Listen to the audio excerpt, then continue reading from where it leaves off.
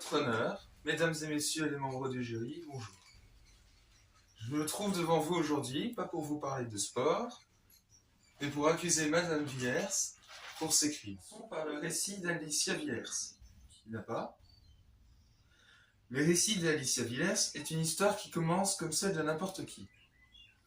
Elle mène une vie tranquille avec quelques difficultés mineures, notamment son fils adolescent qui essaye de s'affirmer. Un jour, elle se rend à l'épicerie pour acheter des provisions et tout bascule lorsqu'un homme masqué entre dans celle-ci. Elle se retrouve bientôt prise en otage avec d'autres clients et menacée par le braqueur. Mais ce n'est pas qu'une histoire de victimes.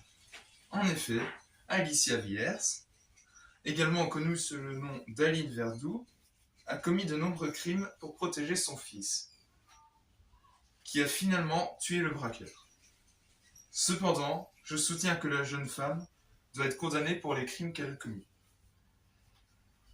Tout d'abord, elle a enlevé son fils alors qu'il avait 2 ans, l'empêchant ainsi de connaître son père pendant 13 ans.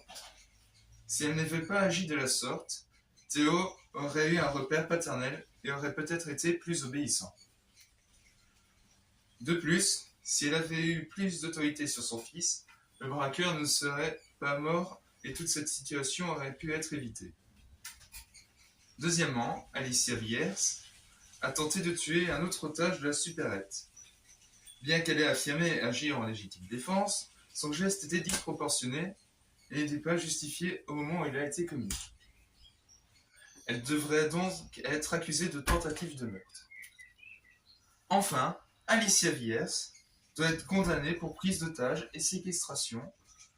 Pendant sa fuite, elle a enlevé Germaine Detty, qui a été mal nourrie et soumise à la jeune mère, qui n'a hésité à la menacer. C'est pourquoi je demande aujourd'hui à ce que Alicia Villers soit condamnée à la perpétuité pour les crimes qu'elle a commis.